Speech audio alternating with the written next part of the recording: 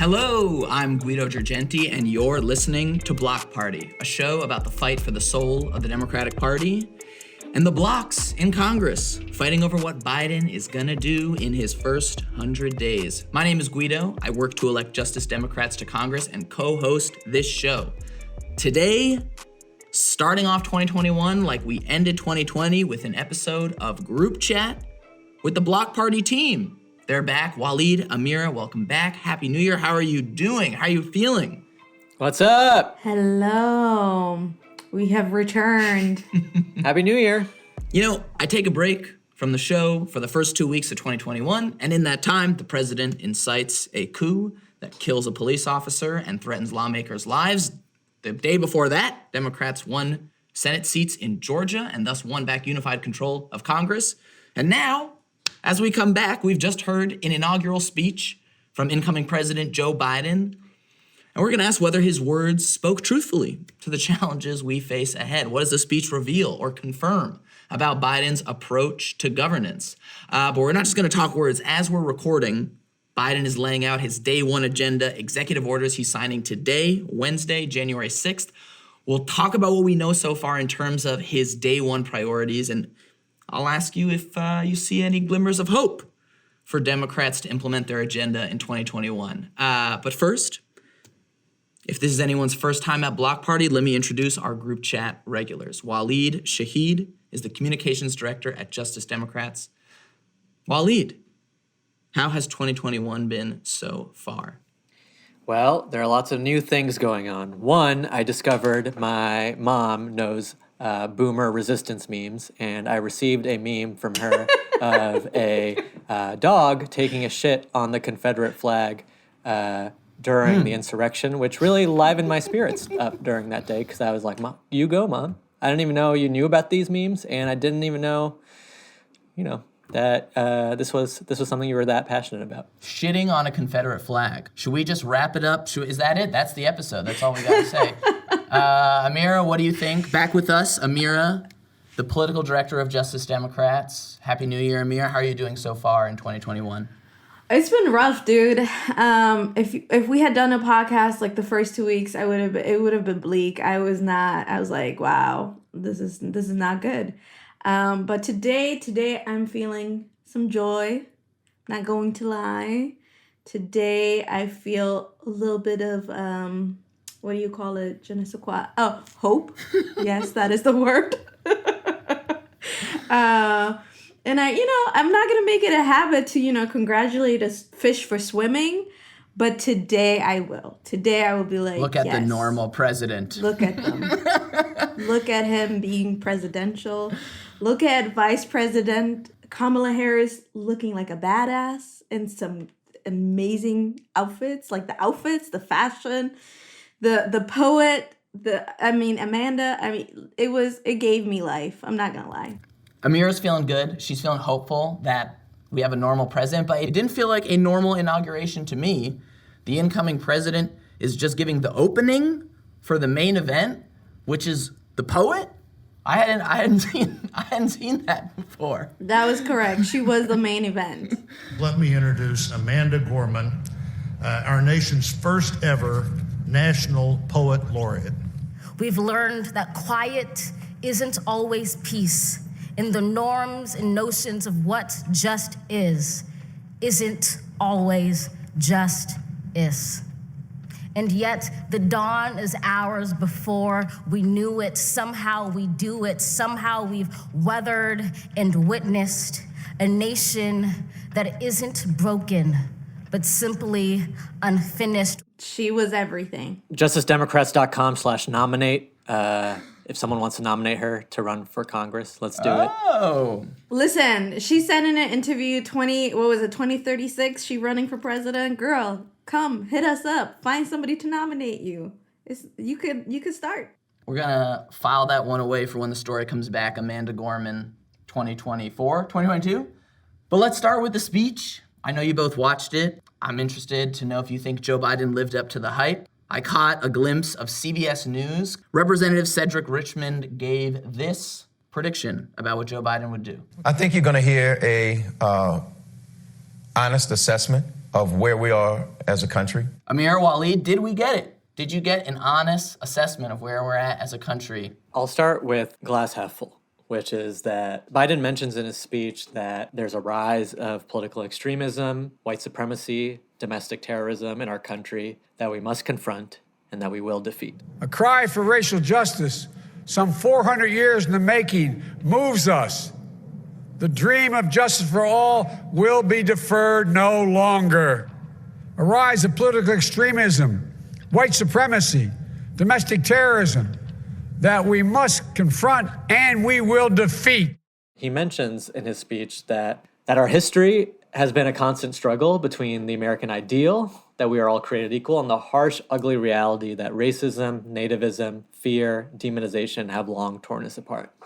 I did think the thing that I don't think was an honest assessment of where the country is at is that there is no accountability or solution for how to deal with those problems or any naming of the culprits who are causing those problems. It's almost like there's a magical, mystical force in our country that gets stirred up every now and then, and we gotta appeal to our better angels, and we all have to work on ourselves to not let us be consumed by these magical, mystical forces in our country. And I'm like, there are individuals with names and institutions with names that led us to these crises that you are talking about, and perhaps naming those and talking about solutions to confront those institutions would be more helpful than saying unity 8 times. But I'm with you. I think it was good, that he named white supremacy. And you know what? 10 years ago, 8 years ago, we would have not heard that, right? So that's great. That's, hashtag progress. But then, and I remember this moment where he was like, okay, to overcome these challenges, to restore the soul and secure the future of America, requires so much more than words. And I'm like, yes, yes, yes, action, accountability, and then instead it's like, it requires the most elusive of things, unity. And it's like, well, how are you going to get unity? To overcome these challenges, to restore the soul and secure the future of America requires so much more than words. It requires the most elusive of all things in a democracy, unity. Unity. In another January, on New Year's Day in 1863, Abraham Lincoln signed the Emancipation Proclamation. When he put pen to paper, the president said, and I quote, "If my name ever goes down into history, it'll be for this act, and my whole soul is in it." To quote Stephen A. Smith, Joe Biden is a friend of mine. But you cannot use Abraham Lincoln to talk about unity when that's not what happened. We're talking about the abolition of slavery as the thing that it's this it's almost religious in America that the way that we achieve justice in this country was through unity, whether that was over slavery or over Jim Crow or whether it was over for labor rights or LGBT equality. And it's this passive unity. It's this idea that there was no action taken in any of these historical moments. It's just unity just came about. It's not even Joe Biden's fault. It's just how people. It's our civic religion. The way that Lincoln is evoked is as a figure of unity. And I'm like, Lincoln was one of the most divisive presidents in America because he took the fight to the Southern oligarchy and then emancipated enslaved people in the South and then was killed for it. And you could say he's dragged into this whole situation by a radical abolitionist political party, a new kid on the block, radical Republicans, just dragging him to do this shit.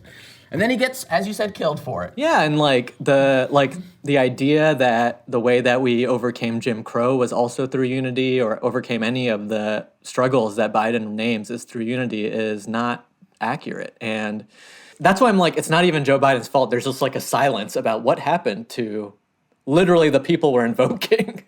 And it leaves people to feel like the only thing they can do is be a better person in their lives to their neighbors. And I'm like, what is the difference between what Joe Biden is saying today and what Barack Obama said in 2004 when he said there are no red states or blue states? And I'm like, seems like there are.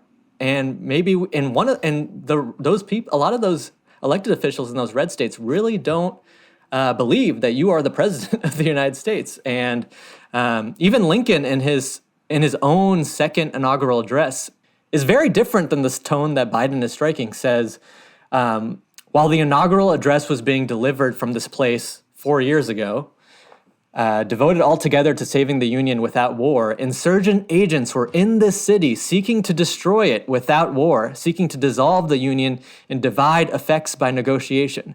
What Lincoln is saying is there are politicians in Washington during his first inaugural address who are trying to sow the seeds of discord and break apart the country. And I'm like, that sounds very similar to what is happening literally just a few weeks ago in our country. But Biden doesn't even name that as like there are people who are responsible for that and they will be held account. It's an overwhelming majority of Americans actually agree that those Republicans who aided and abetted the insurrection should be held accountable. And Joe Biden doesn't name them at all in the speech. He names the mystical forces of extremism and racism that grapple our hearts on occasion. And I'm like, I'm Muslim, bro. I think I'm doing okay there. But I mean, it's okay if you want to use rhetoric of no red states, blue states, but it was striking that there was no description of what had happened recently. You don't walk away from the speech, understanding, well, why have we gotten into this crisis? Like, who is the key actor here, other than kind of the shared spirits of divisiveness, among us? Yeah, in his speech, you are literally led to believe that the people to blame are witches who have conjured up these forces in our country. Like, I don't know who else to blame when I'm listening to his speech. I'm like, I guess these witches are causing racism to happen and causing people to be crazy to each other. I guess I'm an agnostic. I just don't think that's what's happening. He was like, some might find it ridiculous to call for unity in this moment, right? But it's a show of strength. And I'm like, I don't think anybody's against unity, but I think we disagree as to what is required to get to unity. And if you are not holding people accountable, you are actually not asking for unity. You're asking for it to continue to happen. So it's like Biden demonstrating and leading with dignity and character in itself is just gonna, make people lean into their good nature, and that in itself, that is the action. I wouldn't be so caught up on this. Like, I'm like, okay, people want to hear unity, but the thing that gets to me is I'm like, I actually think Joe Biden believes this. Like, I don't think it's just a message. Like, I think this is deep in his heart. He actually believes, like, if he can use the presidency to convince people to be nicer to each other, I'm like, we had 8 years of a very decent man who was the president of the United States trying to do that. And then we ended up with Donald Trump and QAnon in Congress. And no offense, Joe Biden, but President Obama did like a decent job of trying to appeal to our better angels. And so I really do believe that Joe Biden just believes this in his heart. And that's why that's what makes me upset about it. Yeah, I that, and it's also just not based in reality of the Republican Party. Like, that party is busted. Okay, they're broken. They do not have their house in order.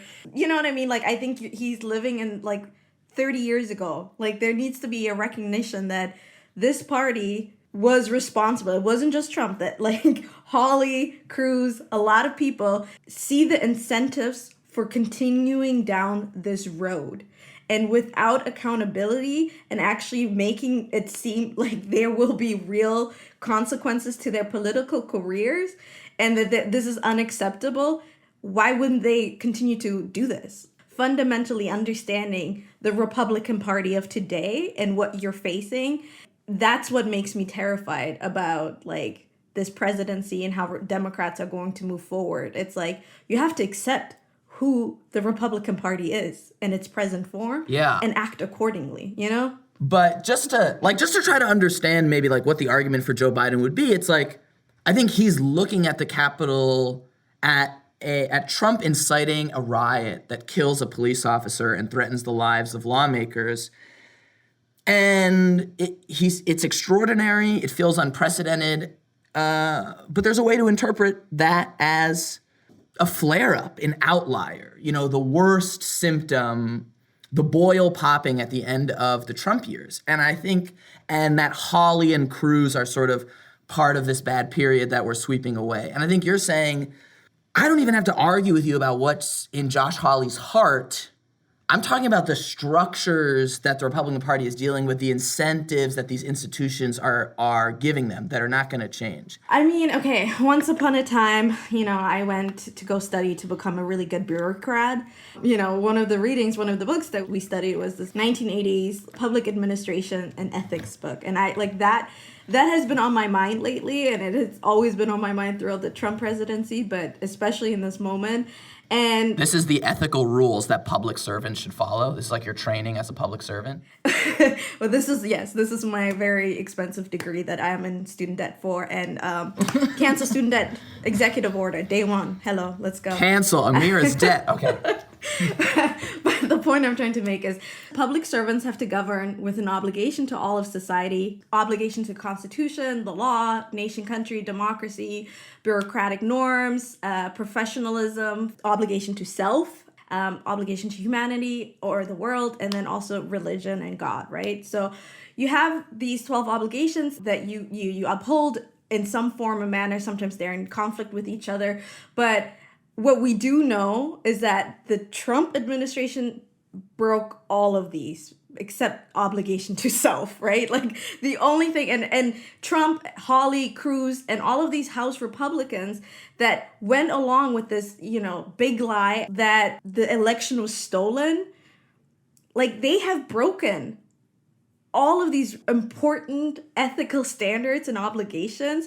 And how are they public servants then, right? Like that's the question. And what keeps President Joe Biden from talking to McConnell and being like, yo, homie, you gotta kick these fuckers out of your caucus? The fact that there's nobody calling for McConnell to act, nobody's calling, like that is outrageous. It is absolutely outrageous. And it just makes me just not receive the words of unity in the way that I think they're meant to be received. Like, they don't make me feel good. I think that there is a bleakness to the analysis that you have, Amira, which I think is maybe why people who are coming into government are resistant to it. Like, what you're saying, Amira, is like, Josh Hawley resigning feels exceptional, but even if Josh Hawley were to resign, it's actually not enough.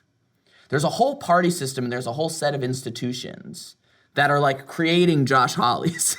Mm-hmm. That's right? Mm-hmm. It's clear that the Republican Party has cannot self-govern. They're just going where the wind blows them. And the wind is blowing them down this QAnon coal, and they're going down there. And that's where they're headed. And we have to be clear-eyed about that. And we have to face that as a fact and do something about that. We can't just keep wishing the days of yesteryear come back. For my whole political adult life, I have kept hearing from Democrats and Republicans that the temperature will cool down from Republicans eventually. And the first time I heard this was when the Minutemen started patrolling the border and immigration rights protests with guns and intimidating immigrants and intimidating dreamers at protests with armed counter-protests. And Republicans would show up to these people's events and say, I agree with the Minutemen. And then after the Minutemen, Sarah Palin became the vice presidential nominee on the Republican Party ticket with John McCain and said some crazy, outrageous stuff. And then we were like, they lost the election, it's gonna cool down. And then what did we get? The birther conspiracy and the Tea Party that said that Barack Obama was not born in the United States. Then Mitt Romney lost the election, and we were like, they're gonna get better now. They're gonna learn how to cool down the temperature and appeal to the majority of the country. And then we got Donald Trump. And then we're like, oh no, yeah. Then they're gonna come around. They can't, Donald Trump is such a stain on the country. They're gonna figure out how to change their party around, turn the ship around. And then we get QAnon sympathizers trying to bring Glocks into Congress, and then they try to delegitimize Joe Biden as the next president of the United States by literally trying to steal the election from him and then we get the insurrection. And so I have no evidence in my adult life that this is going to cool down. It continues to get worse year after year after year. And appeals to unity ring hollow, especially when this is not the first time that we have confronted this issue in our history. Bayard Rustin, civil rights and labor leader, strategist for the March on Washington, he has this quote in his essay From Protest to Politics where he says, "Hearts are not relevant to the issue." He's talking about civil rights struggle. "Neither racial affinities nor racial hostilities are rooted there. It is institutions, social, political, and economic institutions, which are the ultimate molders of collective sentiments. Let these institutions be reconstructed today, and let the ineluctable gradualism of history govern the formation of a new psychology." Okay, let's break that down. What he's saying is, hey, we should reconstruct the institutions that pave the way for Jim Crow to happen in our country. And to bring that to today, we should reconstruct the institutions that led Donald Trump and the far right and a majority of House Republicans saying that Biden was an illegitimate president. And Republicans should carry the stain of what happened. One, because an overwhelming majority of Americans agree that Republicans are to blame, from Donald Trump and congressional Republicans. And also because this is like a ticking time bomb. There's been polling done since the coup where a majority of Republican voters believe Antifa is more to blame for what happened at the insurrection than Donald Trump. A majority of Republican voters also continue to support Donald Trump at around 70%, 80% of Republican voters. To me, that's the ticking time bomb, where I'm like, these voters are still very radicalized by the last 4 years of the presidency. And if you do not create incentives to break up that sentiment within a party that is ostensibly representing about half the country, then that extremist fascist movement will continue to gain power in the Republican Party and in our government.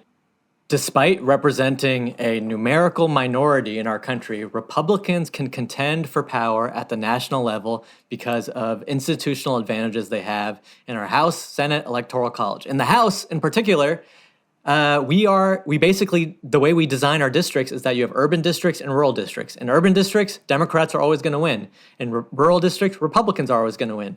And in those districts, we have created a political system where Republicans do not have to appeal to anyone except for a narrow, shrinking, rural, white base. And if you allow them to continue to win power, win elections, dominate government by only appealing to a shrinking demographic base, that breeds white nationalism and extremist politics in the Republican Party. And so if you don't break up that system and that incentive structure, we'll continue to move in the direction of the most far-right extremist versions of party politics in our country.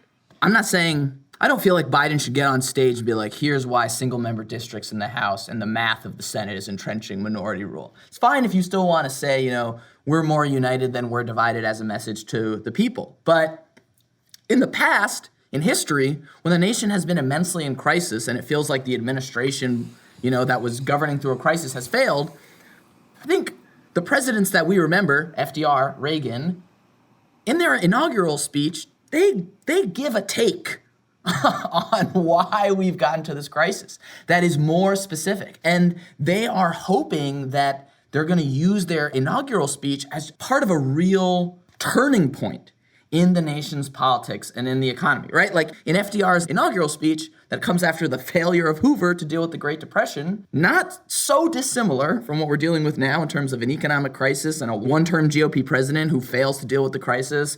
Tons of people die, tons of people lose their jobs, and then you come in and you give an inaugural speech, and FDR has a specific take about what happened. A host of unemployed citizens face the grim problem of existence, and yet our distress comes from no failure of substance. We are stricken by no plague of locusts. Nature still offers her bounty, and human efforts have multiplied it.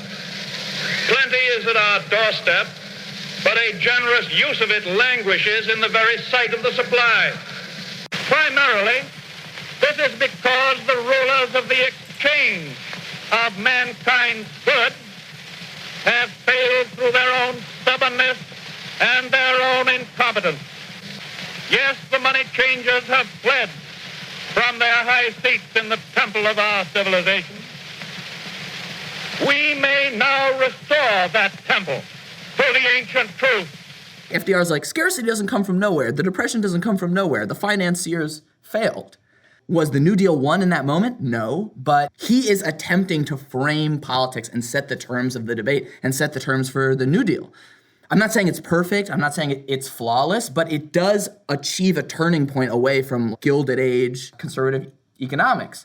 And then what FDR builds then extends for decades, and Democrats have more congressional majorities than they've ever had in the period after 1932, and that ends in 1980 when Reagan takes aim at what? Not just at the Democrats, not just at Jimmy Carter, who he's defeated, but at the entire politics and policies and institutions that the New Deal has built. And he has a specific take on why, again, we're having an economic crisis in the 70s. The economic ills we suffer have come upon us over several decades. They will not go away in days, weeks, or months, but they will go away. In this present crisis, government is not the solution to our problem. Government is the problem.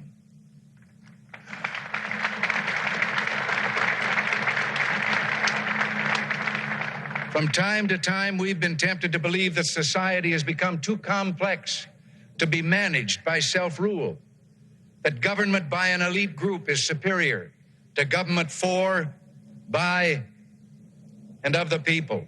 Whew. There's a statement. Government is the problem, not the solution. And the way that we've governed the country over the past 50 years should change. And the reason you're in this crisis is because bureaucrats, that's a specific story. There's a story about what's happening. We can say that that story is wrong. We can say that that is a lie. We can point out what's incoherent about that. But just in terms of political strategy, if we want to talk about Biden coming in to unified control, and to miss this opportunity that I think other presidents have taken. And again, I'm not saying you got to get up there and do the Senate math and talk about minority rule. Maybe you have a different take than me. But I don't know that I heard anything that just comes close to the specificity of the arguments that presidents like FDR and Reagan make when they're when they're inheriting what the country feels is a generational crisis, is an era-defining crisis. Maybe I'm setting the bar too high. People are going to be like, sorry, not everyone's FDR and Reagan. I don't know. The thing that I think of listening to the Reagan inaugural is how weak the Republican Party is right now, and they just need a little bit of a push, and they will be knocked over around their arguments about the economy, their arguments about who belongs in this country and who doesn't belong, and they just need someone to give them a little push off the edge, and you could really govern the country once you could articulate to the American public how weak and corrupt their ideology is. And Biden does not do that. Reagan does that with the ideology of the New Deal era and the Democratic Party, and FDR does that with the ideology of the Gilded Age and the Republican Party of its time. And I'm just like, guys, we're so close. These people are the majority of the American people hates these people. They just helped orchestrate one of the most infamous moments in our country's history. Let's make them carry the stain of this and then point to why they should no longer be trusted to govern this country because of how many people have died, because of the pandemic, how many people are unemployed, and how violent they've become and how extreme they've become. And I think, eventually I do think that some Democrat is going to rise to the occasion to make this argument of the Republican Party. And the squad has been leading this ever since the insurrection, that the fight to make the Republican Party, not just Donald Trump, but the entire party, carry the stain of what happened during the insurrection. So the only people who are meeting this moment, who are literally, as they're hiding out in their offices, hiding out in undisclosed locations, and are in the midst of this insurrection, were Black and brown members of Congress. The squad. You had Cori Bush, dropping her first piece of legislation in the midst of all of this. She dropped this resolution asking for the expulsion of the Republican members who were part of this amicus brief. You had Ilhan Omar, one of the most, I think she receives daily death threats, honestly, and that's not an exaggeration. And she was ready with the impeachment resolution. But Amira, don't you think that if people in D.C. were to hear all of this, they'd be like, look, guys, be smart, just like Axios. Be smart. Biden is coming in with unified control. He's announced that he's going to do immigration on day one. His COVID relief bill is $1.9 trillion. Democrats aren't afraid of the trillion number. And shouldn't you play nice, even if you're planning to perhaps govern differently than Obama did in 2008, even if you sound so similar to Obama in 2008? Playing nice with who? I mean, Newsmax was already out, being like, his speech was divisive. Great point. He was evil. They're saying if you stand by white supremacists, you can't sit with us. That's the problem, because we do stand with white supremacists, and they're our people. So you're the problem. You and your cancel culture is the problem. Who are you playing nice with? It's just, also what Waleed said, they're self-destructing. So I feel like the kind thing, and actually the thing that probably would help the Republican Party come back to its senses, if you don't take it to the next level, like Waleed, and talk about structural democracy reform and stuff. But if you actually just cared about being oh, there were some bad apples in the Republican Party, and we're just gonna help them get rid of those bad apples, they're not even willing to do that. And I would be happy to be surprised by Joe Biden, and maybe he'll surprise us. But, the examples we have from our history of a party confronting these deep problems of greed and racism are taking those people head on and naming the culprits of who is the cause for our problems. And you either have to confront the institutions that are perpetuating racism, in the case of Lincoln or LBJ, or in the case of FDR, you have to deliver everyone a job. And I don't know what Joe Biden intends to do in order to resolve that crisis. Does he intend to deliver everyone a job? Does he intend to create something like Social Security or Medicare that people will just remember for the rest of their lives, that dramatically improved their lives and kept them from falling off some cliff? Or will we reform our institutions in a way to prevent a fascist from taking control of our government in the future? Those are the questions that I would be happy to be surprised by Joe Biden if that's what he plans to do, is to actually be a Lincoln or Roosevelt style president. Maybe he does, but I don't see that in this speech, that's what he intends to do.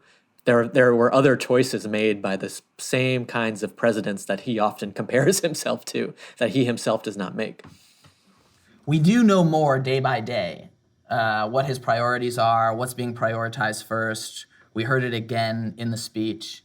We're going to take a break, listen to Joe Biden's top priorities from his speech, and then maybe I'll ask how optimistic you are feeling after today about how close President Biden could get to the kind of era-defining presidencies that we've been discussing. See you there.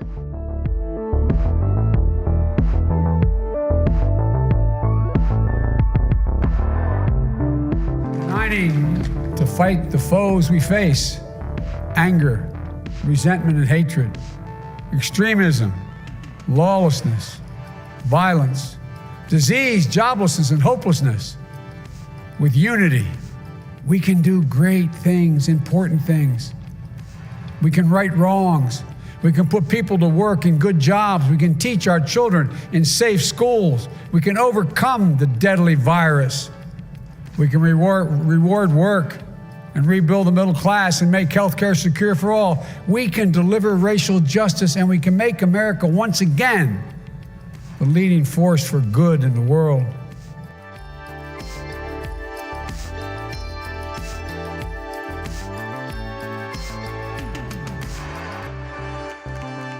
Welcome back to Group Chat. Again, today in the DMs, Waleed and Amira. Waleed, Amira, we talked about the speech. Obviously, we disagreed with some of the choices. It's not all about words, it's also about policy. What we do know so far, some of what we do know, is Biden is signing more than a dozen executive orders in the Oval Office just hours after arriving, after that speech. These executive orders include everything from a 100 days masking challenge to extending the eviction and foreclosure moratorium, extending a pause on student loans, rejoining the Paris Agreement, quote, launch a whole of government initiative to advance racial equity. Amir, I don't know if you learned that phrase in bureaucrat school, quote, whole of government initiative, okay, sounds great. Preserve and fortify protections to dreamers, reverse the Muslim ban, reverse all of the deregulations, over 100 environmental protections that Trump had rolled back. Biden is beginning to put those back into place. And legislatively, we had already heard about a $1 trillion COVID relief bill. And now we're hearing about sweeping immigrant rights legislation that he'll be introducing on day one. What do you make of this day one agenda? Does it make you feel differently about the administration than how you feel when you listen to the speech? It's a group chat. Well, I thought that, We're too polite. We're all just too polite. I'm gonna start treating group chat like I'm at home at dinner and we're all just talk over each other. Yes, you've got and to the yell at loudest us. person just. one day we'll do a live group chat. Yes, Amir, with yes. an audience. It'll be great. In our criticisms of Joe Biden and Democratic Party leadership, it's easy to forget that these executive orders will deliver relief to a lot of Americans who've been suffering under Donald Trump's presidency. And the COVID relief package is basically Biden showing that he, in many ways, is no longer worrying about the deficit. And it's a huge sign of the progressive movement's power and the realignment of the Democratic Party, because this is not where the Obama presidency was at all. They were afraid of doing anything over $1 trillion, and they have a $1.9 trillion COVID relief package and then a potentially $2, $3, $4 trillion infrastructure package coming. I mean, these are big wins for the progressive movement, that we fundamentally changed the straitjacket that Democrats put them in fiscally on how much we can spend to deliver relief for working people. And what you're referring to is when Obama's transition team, we talked about this on episode 2 with Reed Hunt, is just saying nothing above $1 trillion is going to pass. Yes, and now you have the most conservative... I don't even care about the economic data. I can't go to Congress with that. It's just like a sticker shock political argument. If it's $1 trillion, and now Biden's like, number one, $1.9 trillion. And then the infrastructure bill is probably going to be $1 trillion too, right? You have the most conservative Democrat. Hey, listen, Joe Manchin was like, yes, give me $4 trillion. Sorry, were you about to say that? It's okay. We're all so excited about I Joe. was really excited. I was like, yes! Joe Manchin. Yes, Joe Manchin. It is extraordinary that Joe Manchin is to the left of President Obama's position on how much money you can borrow and spend from the government. You just have to sit on what a historic accomplishment that is for even the most conservative Democrat to say that, because Timothy Geithner, Larry Summers, Barack Obama, Rahm Emanuel were not there in 2009 because of politics. And I just think that's a big achievement. The COVID relief bill could be bigger, but the inclusion of a $15 minimum wage in the COVID relief bill is something that progressives have been fighting for a long time. It was something that progressives were told and labor unions were told they were radical, so much so that even in 2016, Hillary Clinton would not embrace a $15 minimum wage. I think sometimes progressives, we do all this work to get this $15 minimum wage idea shift the Overton window, get into consciousness. But then when it happens and Democratic leadership embraces it, we forget, oh, that was our thing. And now this other guy's getting credit for it. And we've already moved on to shifting the Overton window and something else. But I'm like, guys, it's okay. We won something, I think, here, and we should be happy about that as we keep pushing forward. Mm-hmm. And so we are doubling the minimum wage in some states, and that is a pretty significant achievement. Yeah. If we pass the COVID relief bill, you're saying that would double the minimum wage in some states? If you pass the COVID relief bill that Biden proposed, yeah. You know, I've been sitting with this for a while now. I'm with you. I think that good things should be celebrated. I think the $15 minimum wage is a great thing. Keystone Pipeline. These are big wins, and a lot of people worked for many years to make that shit happen. We will continue pushing on a lot of fronts. But you know, I have to say this should just be happening. I'm not gonna say good job. You know what I mean? Like, it's good that it's happening, This is what I meant earlier when I was like, well, today I will congratulate a fish for swimming. Today I will just be excited about all of the things. But at some point, I'm not going to be like, oh, amazing job, they're reversing the Muslim ban. Sometimes I'm like, that's not a cause for celebration, When I look at the executive order list, I feel the same way as you, Amira. It's great to see that fish are swimming. Maybe Biden's team would turn to you and be like, this has nothing to do with a consensus in the Democrat. This has nothing to do with ideology. It's just the crisis is big, so we're just doing what we should do. That's why it's $1.9 trillion. It's not because the ideological consensus is changing in the Democratic Party. I mean, listen, whatever makes you sleep at night. I don't care what the reason is. Just do the things. I need you to do all of the things. But you don't think that's true. You're like, no, it is because of the left. I mean, of course, yeah, absolutely. I think if they were left to their own devices, I think there would be a lot of fear about talking points of like, oh, the deficit. Republicans are going to do their thing. They're already doing it. They will continue to do it. But if there wasn't other people pushing and making it okay and are telling you, yes, you should do this. This is the right thing to do. I don't think they would very comfortably start where they started. But I will also look at the numbers and say, this is still not enough. And a lot of mainstream economists agree with me. It's not just my feelings. Everybody is like, no, actually, you need a lot more money pumping into everything. The COVID stimulus, their plan was fine. It was good. There was some good stuff in there. There's no reason for them to propose $400 a week when the chairman of the finance committee on the Senate is saying $600 a week and automatic stabilizers. That's where you should start, right? And you should have $2,000 and they should be reoccurring, right? There's all of these things where I will always be like, no, not enough, more. This is better than what I expected. This is a decent starting point, just like with immigration, right? Like, we don't have the details yet when we recorded this, but what they have said and that they're signaling is good. It's making me hopeful that they're serious about this and that all of the advocacy and organizing by immigrant rights groups for decades now is changing and has actually made the Biden administration be like, oh no, we have to start here. And I'm really happy about that. And I'm absolutely going to congratulate them once it happens. I will be all in on celebrating you once it happens. I'm glad you're putting out the intentions. And now the more important part is, when is it happening, right? Because all of these things, it sounds like they're ready to hit the ground running. They're putting out all of these plans. They're saying these are all of our priorities and we're going to get them done. It is extraordinarily noteworthy that the most conservative Democrat in Congress is saying that he wants a $4 trillion infrastructure package to deliver jobs to the American people and deliver relief to the American people. And that infrastructure package will also include investments in childcare and clean energy. It's huge. Joe Manchin's position, again, the most conservative Senate Democrat. That's not the COVID relief bill.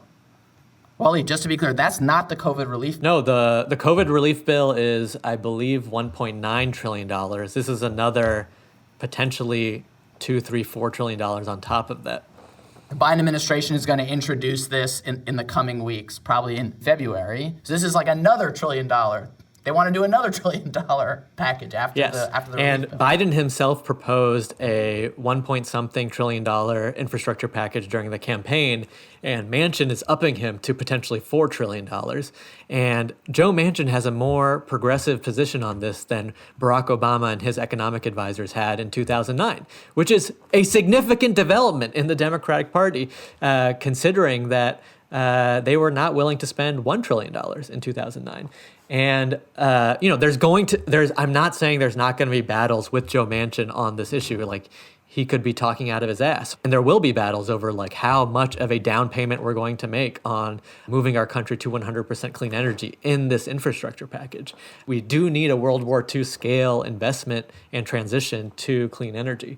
But I just want to point out that it's significant that Joe Manchin is to the left of Barack Obama, 2009 version of Barack Obama on this issue. And it's not about Barack Obama's heart or his ideology. It's just the party as a whole has just moved in a much more progressive direction to stop worrying about the deficit and start worrying about the issues that, has led to wage stagnation and inequality and all the things that the pandemic has revealed about structural inequities in our economy. What's amazing about that coming infrastructure fight is that I think that's also where we're going to see how much the center of gravity has moved on climate and how much of the whole Green New Deal debate over the past 2 years has changed the way that we're going to have that policy debate. And so far, even though he did mention climate in the speech and he laid out his priorities, he didn't necessarily give the whole sweeping vision that we would have liked, as we talked about in part one.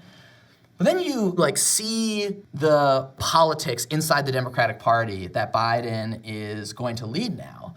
And you see the Sunrise Movement. CBS News reported today that they're sending a memo to the Biden administration on their top priorities. But the whole ask of the memo is, quote, this is your FDR moment. You have said you want to have an FDR-sized presidency, and much of what you accomplished in that time was done by FDR taking a leading role. They're like, Biden, do this. That's Sunrise, fine. But then you look at League of Conservation Voters, which is another longtime environmental organization, very influential on the Hill.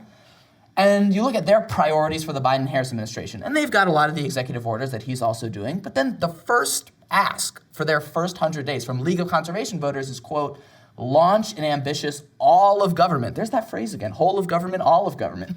Science-based climate action plan that centers environmental justice and workers. And then you hear like CBS News reporting on this, and they're not necessarily talking to the left, but there's no more jobs versus environment stuff. Like they're all talking about like, yes, Biden is embracing climate for being bipartisanship. He's embracing the jobs argument. And it's almost this like, I have this strange feeling sometimes of watching the inauguration speech and then reading where the climate politics is going, and it's almost like, the inauguration speech feels stale in some moments. It reminds me of Obama. The coup makes me feel like democracy's falling apart. But then, in a separate universe that's happening simultaneously, Democrats won Georgia. Biden is making climate a priority across his cabinet offices. As you're saying, Waleed, we're still going to have a fight about we would like it to be bigger, given how horrific the climate crisis is.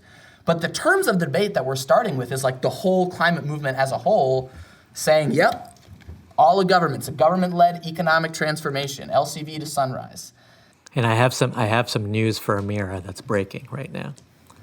Oh, Lisa shit. Murkowski Oh, and Mitt Romney say they are not happy about the $1.9 trillion that Biden is asking. Because they want more. The end. No, they do not want more. They want less. But Joe Biden is giving them a say in the bill, potentially, because he needs the 60 votes to get it done. Or does he need the 60 votes? As Amir said earlier, I'm a clap for you when you get it done. That's right. And Romney and Murkowski don't want you to get it done. So is that it? We gonna throw our hands up in the air, Amir, Waleed? Hell no. See, here's my plan. Step one, I'm gonna make Biden, Schumer, and Nancy Pelosi I'm a bad bitch playlist, okay? I'm gonna get them hype every single morning. I'm gonna be like, you got this, you can do this. This was also what FDR did in 1933. That's right. He also had his hype music, and this is gonna change everything.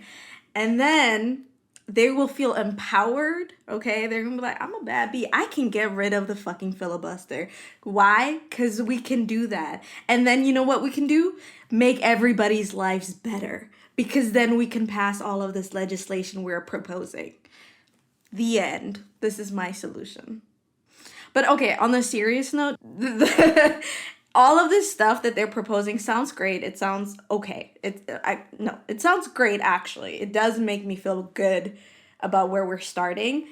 But what is the timeline? The reality in DC is, if this shit isn't done by the end of this by September, like latest December next year, nothing else is getting done. Because then we're entering midterms, we're entering election season, everything, like the never-ending campaigning starts in earnest, and then everything will be, oh, we can't do that, we will spook X, Y, and Z, we can't do this. So this is the window. And if they're serious about getting these things passed and done, I don't see a world where they don't get rid of the fucking filibuster. Well, this is a neat bow tie for this episode, looping all the way back to the crisis of minority rule.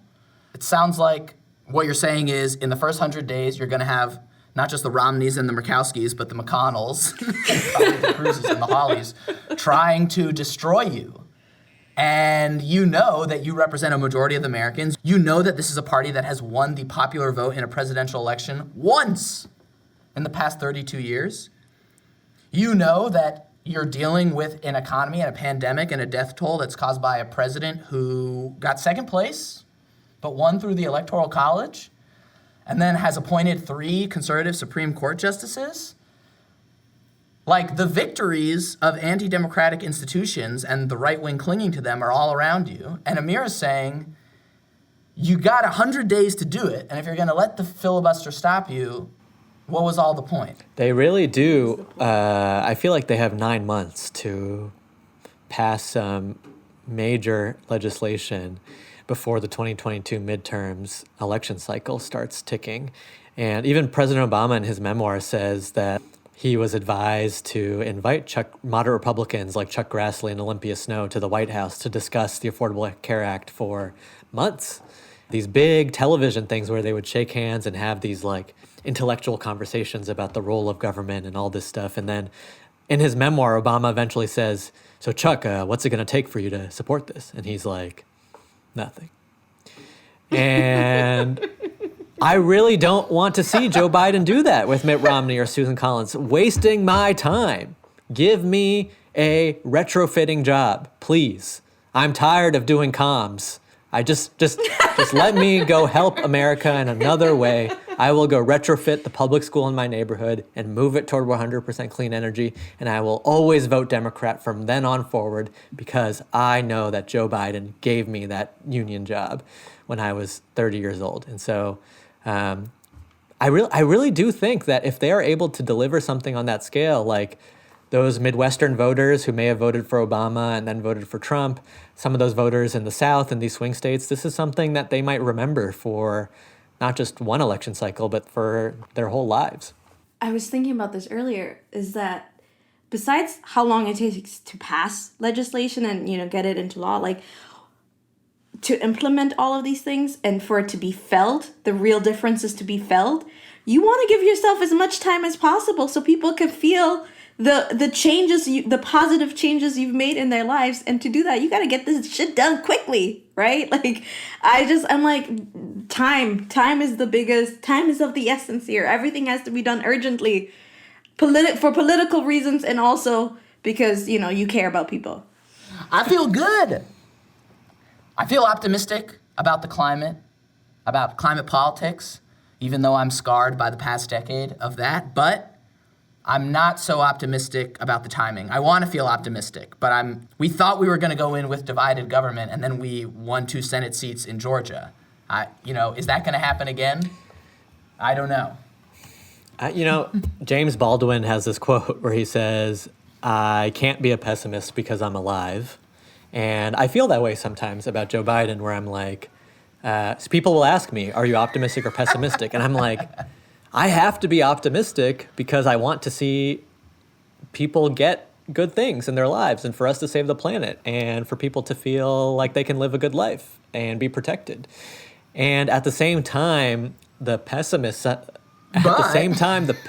side of me is like, damn, this guy was historically unpopular president.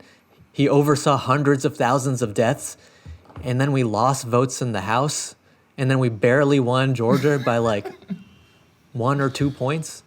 And this is historic shit we're talking about. And like, this is the best we could do. I don't want to underappreciate, the achievements of John Ossoff and Raphael Warnock and like their ability to get to the Senate and all the people who put in work on the ground in Georgia to do that. But I'm scared that like this was a historic anomaly where Democrats could beat the Republican Party by 7 million votes by having an extraordinarily incompetent president who is incredibly unpopular. One of Mitch McConnell's senior aides said that you can just replicate Trump's coalition and have a permanent governing majority for the Republican Party for years to come. And I'm like, he is right. If you keep the Senate filibuster and the Electoral College and the Supreme Court. And like the idea that if the Georgia Secretary of State and the Wisconsin Supreme Court just literally had one more Trump loyalist on installed there, that we may not have gotten the results we got. Like, we are not in a good place in terms of our democratic institutions and our rules. And we don't have a country, we don't have a democracy where the majority rules. And so I am incredibly afraid of that happening. In my lifetime, I'm optimistic that Biden will be able to deliver good things for the American people, but it is the impending doom of a 2022, 2024 election cycle where the Democrat defeats the Republican by 7 million votes and then loses the Electoral College, which I think is more likely to happen than not. And that's why one small step we can take is to make Washington, D.C. a state as soon as possible.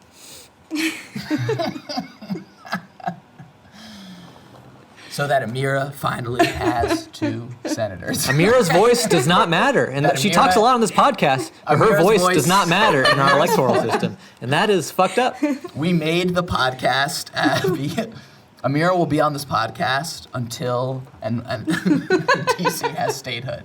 And then she'll still be on it, but We're ending on that note. No. We cannot end on that note. That was some dark shit. Okay, that was like, I know, like Waleed tried to intersperse some hopefulness here and there, but he's like the impending doom. I was like, damn. Okay, tell us how you really. He's like, look, I wake up every morning and I do my job, but in my heart of hearts, I see only darkness. Yeah, everyone. Can you imagine, like, if we weren't science. in a pandemic and I was like at a bar or restaurant celebrating the Georgia victory, and everyone's happy, and I'm just staring at the results where like we won by 1.5 points, and I'm like, and just in my head it's just like, hello darkness, my old friend, and it's just I'm just being. This is a safe space. I know people disagree with me, but. Amira, you want to say something positive? I'm just holding the empty part of the glass. I'm just holding the empty part of the glass. Respect the craft. this whole podcast, people are quoting all these like Lincoln and Reagan. We're talking about all these quotes, but honestly, as I'm hearing, I'm listening to Waleed and Georgia and all of these things, but I'm like, they said we couldn't, but we did it though. So like that's all that really matters. And there's a lot of shit that I'm like, you know what? Yeah, not great. Gary Peters as the DSCC chair. I don't know what results they're going to get there. Decisions that are going to be made, pretty doubtful here and there. But here's the thing. I was telling Becca this. The moment I feel like I genuinely do not believe. And this is why I know, like, Waleed is, like, impending doom. But he also, I know, he's, like, an eternal optimist. Because he's, like... We couldn't do these jobs if we genuinely, like, we're like, okay, there's nothing that will change fundamentally and, like, all of this shit is, like, busted. I would be like, the day I really, truly believe it, I will quit all of this shit and move to LA and become an influencer and try my luck at something else. And I'd be like, that's that on that. Because I, unlike all of these other fucking consultants in DC. That being a multiracial democracy. I'd be like, well, good luck, motherfuckers. I'm gonna go make a bag. We're all just part of the rat race. I fucking quit. Wow. And that will be okay. Well, that is a wonderful note to end on. So long as Amira is still showing up at the Bloc Party, telling you some shit that happened in the U.S. Senate, it means that she still believes. She's still holding out hope. It's a nation that is not broken, but just unfinished. Thank you. It's like the Cleveland Cavaliers when they beat the Warriors when it's a little too complicated of a metaphor. I'll save it for next time. Thank you, Waleed, for joining us again on Bloc Party. See you next time. Pause. What do you think is part of, what do you think Joe Biden's bad bitch playlist looks like? Oh, it's definitely like Margaritaville. Do you feel like, it's definitely like Twist and Shout by the Beatles, it's like the worst yacht rock you've ever heard. It's definitely, Sweet Caroline. It's that, yes, that's what it is. I feel like that's every white person, though, has that song. No? Joe Biden is every white person. We're evolving, Amira. That would not be on my playlist. That is true. Unity. Unity. All right. Amira, thank you so much again for joining us on group chat. Thank you to our producer, Becca Rose. for playing the clips. Thank you to our mix engineer, Leslie Gasson-Bird. Special thanks, as always, to Amy Westervelt of Critical Frequency Podcast Network. See you next time.